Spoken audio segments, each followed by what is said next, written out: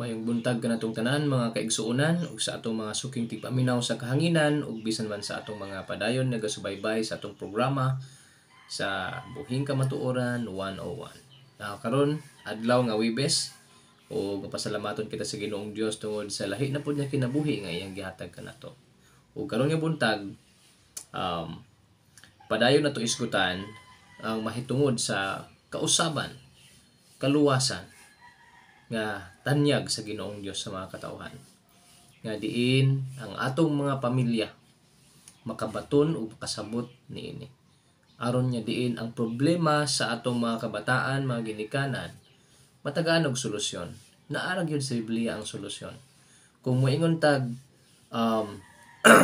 vitamins, kung ang kalibutan gahatag og bitamina para sa ato nga lawas, muna gitawag nila complete syndrome.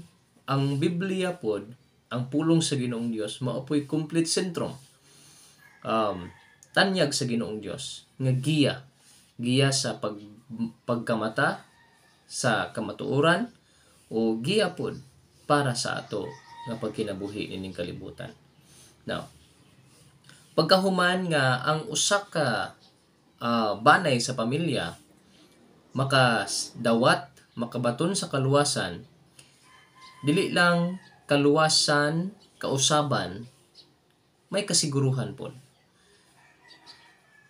Giingon diri sa pulong sa Ginoong Dios sa Juan Kapitulo 10, versikulo 27, "My sheep hear my voice. I know them and they follow me." Verse 28, "I give them eternal life, and they never be lost, and no one will snatch them out of my Father's hand." Now, giingon diri sa pulong sa Ginoong Dios, I give them eternal life. Mao kini tungod kay naa kita sa Book of John nagbasa.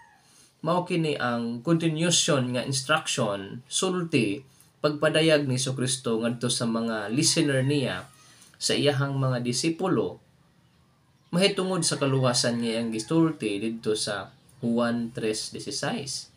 Nga nag-ingon ang pulong sa Ginoong Dios nga gihigugma sa Ginoong Dios ang kalibutan ug tungod niini gihatag niya ang iyahang bugtong anak.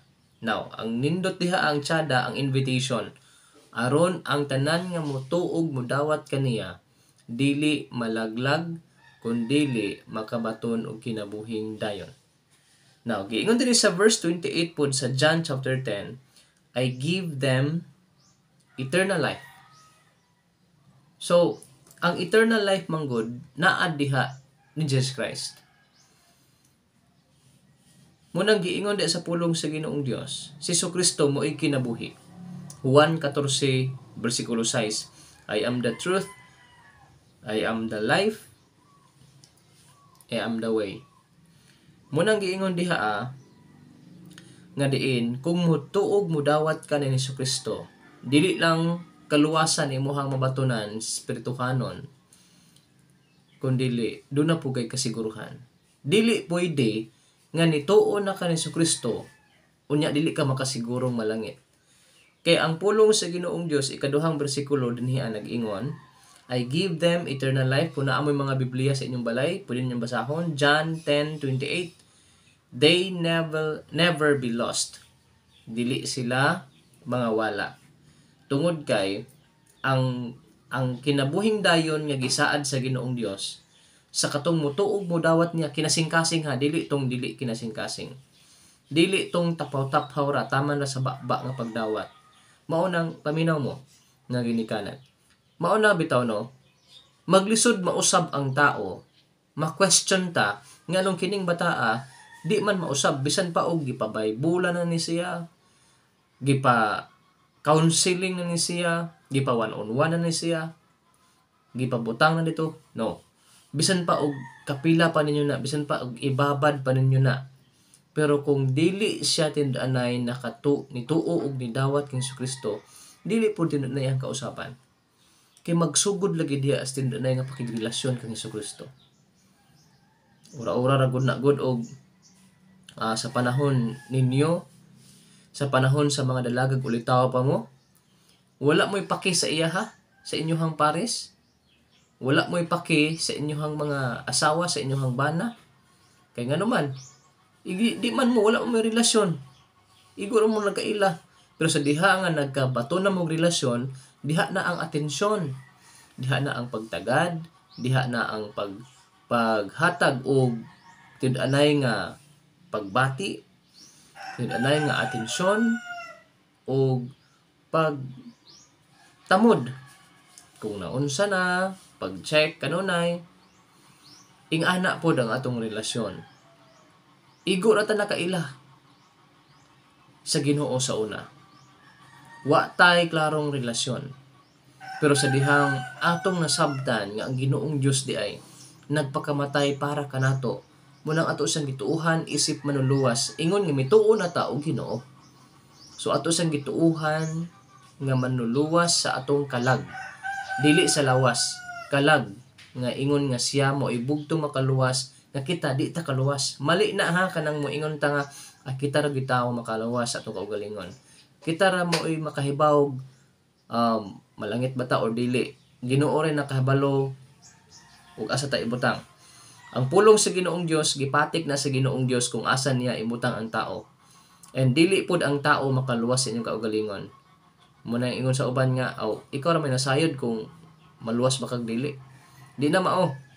Kay ang pulong sa Ginoong Dios wala gyud lain nga gitudlo, wala gid poy lain nga gisulti, nga diin katong motuog mudawat kaniya, gitagaan niya kaluwasan ug kasiguruhan. Dili hatag bawi ang kaluwasan. Pag nag-ingon ang Ginoong Dios nga ipalangit kaniya, ipalangit jud kaniya. So useless kung naa ka diha karon sa inyong balay, and then naa kay gidapigan nga relihiyon, unya di ka makasigurong malangit. Kay I met those people dinhi no sa Negros ug uban pa, daghan ako mga namit nga mga tao nga diin faithful sila sa ilang relihiyon, pero kung imong pangutan-on og malangit ba ka, dili man pud malangit. So useless, no? Useless. Nga diin nagpasakop ka, puslan man nga nagpasakop kag relihiyon, siguro ang imong relasyon sa Ginoo.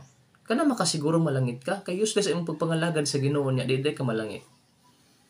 So, ang Biblia nagtudlo dinhiya nga diin, I give them eternal life and they'll never be lost. And no one will snatch them out of my Father's hand. So this is dinhita mo end.